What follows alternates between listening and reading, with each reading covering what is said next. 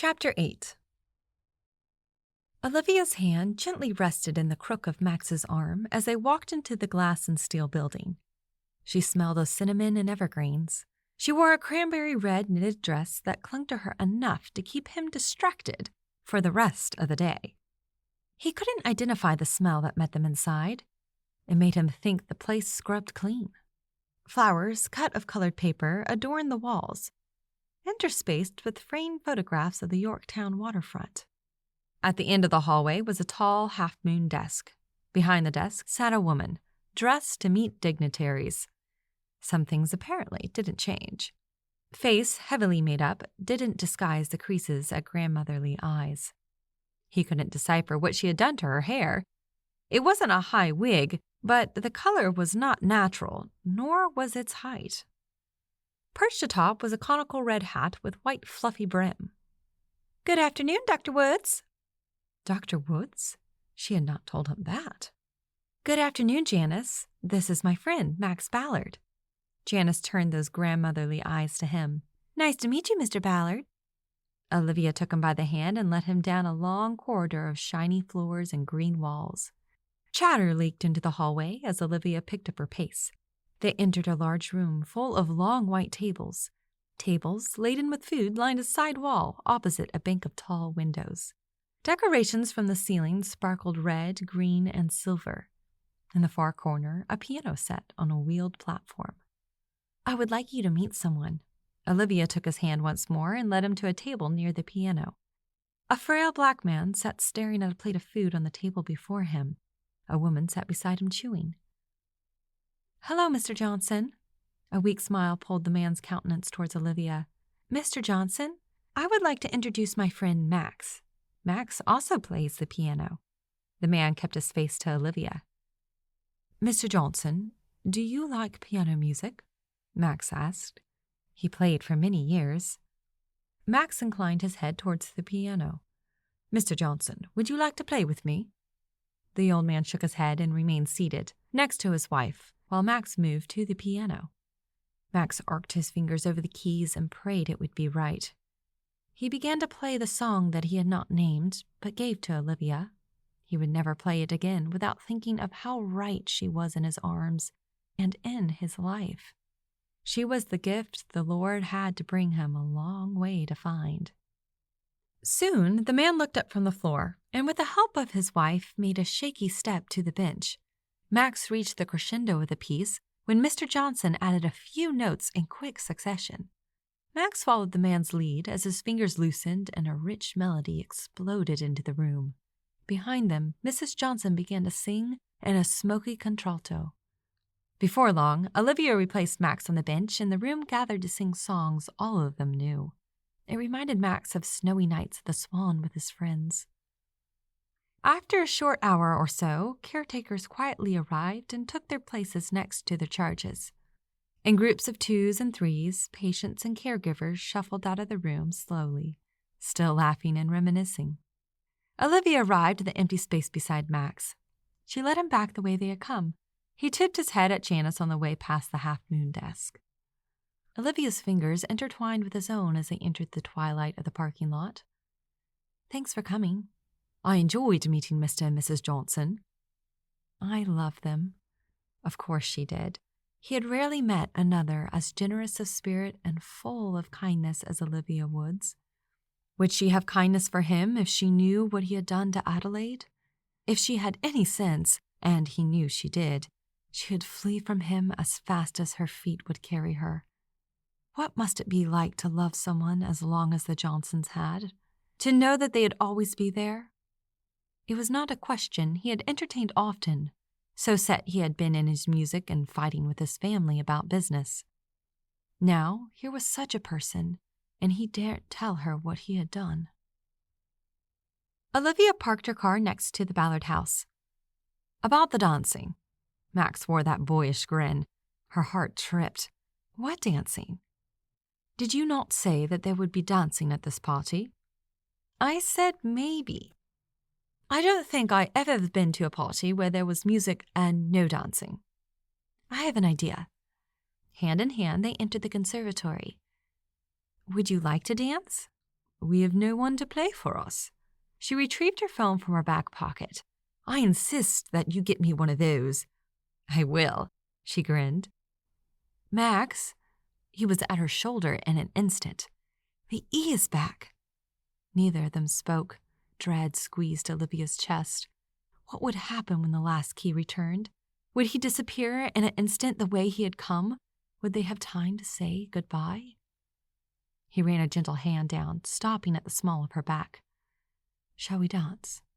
She placed the phone on the piano and clicked play on Unchained Melody by the Righteous Brothers. Max stood across from her, right arm extended. Olivia stepped into the area of his arms. His right arm enfolded her. We do it differently now. 'Tis a shock. I think you'll like it. She laid her right hand in his left and placed his right hand on her back. He pulled her closer as she began to sway and circle in time with the music.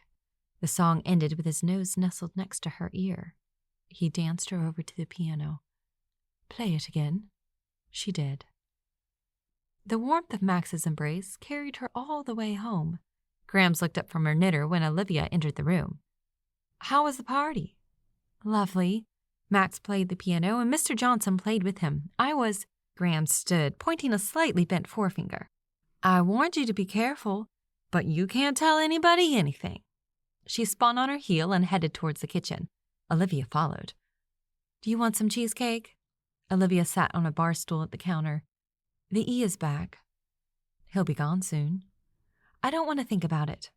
That always works. Grams placed a healthy piece of cake in front of Olivia and pulled up a stool across from her. I know what you said, but I can't help it. Grams said nothing. Olivia loaded her fork with cheesecake. Max had a good point. Why would God bring him here to us if we were not supposed to care about him? I didn't say we're not supposed to care about him. Caring about him and falling in love with him is not the same thing. They finished their cake in silence.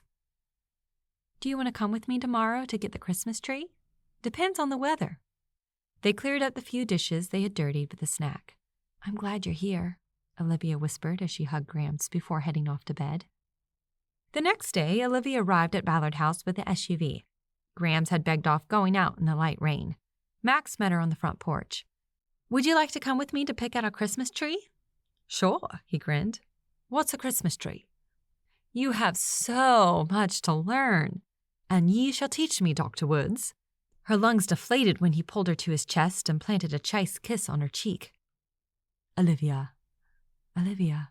The sound of her name filtered through his accent-bound lips so close to hers, nearly buckled her knees, which wasn't doing a bit of good at protecting her heart. Christmas trees were introduced in the mid-1800s. And where does one get one of those Christmas trees? There are places to go where one can cut down a tree, and then there are Christmas tree lots where one can buy already cut trees. We get the already cut kind. I should like to cut my own tree. That does not surprise me, but this year we'll have to get one already cut because I do not know of a place nearby to cut our own. Besides, Grams and I have been going to the same tree lot all my life.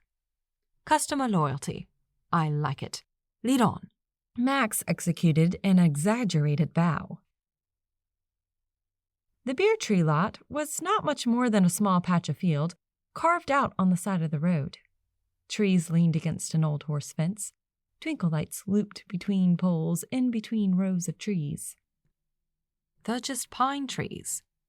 Well, yes. One can get pine trees anywhere in Virginia. Well, if one owns the land. Yes. Next year, I'm cutting my own. Next year. Olivia's heart leapt at the possibility. Would he be here next year? If he was, there was no guarantee that he would still want to steal her kisses from her. She led him through each row to look at each tree before she decided on a Fraser fir slightly taller than 6 feet. Max helped Mr. Beer tie the tree to the top of the truck. Now for the fun part. Olivia grinned as she left the tree lot and steered the truck towards home. What is the fun part? We decorate it. Like the decorations I'm seeing in Yorktown? Exactly like that. We would never waste a candle by putting it in a window. Or food. We never waste food. Right. Of course, the decorations were just for that. I didn't think anyone cares if they were historically accurate as long as they're pretty. And electricity is cheap. His eyes rounded in surprise. Compared to making candles, all the window candles are electric, and that is much cheaper than real candles. Gramps opened the door as they came to a stop in the driveway. Between them, they wrestled the tree into the stand and through the door. Olivia, would you get the decorations? Olivia's eyes widened at the request, but she said nothing.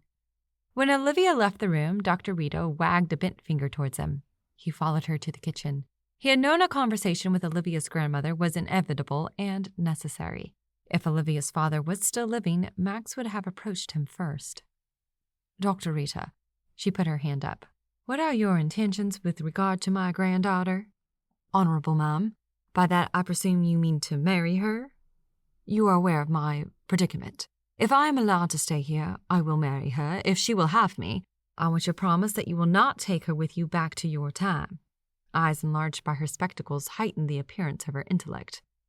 I don't think anyone can go back with me, but, regardless, I cannot make such a promise. Of course he can't, Grams. Olivia came to stand at the end of the counter between him and her grandmother.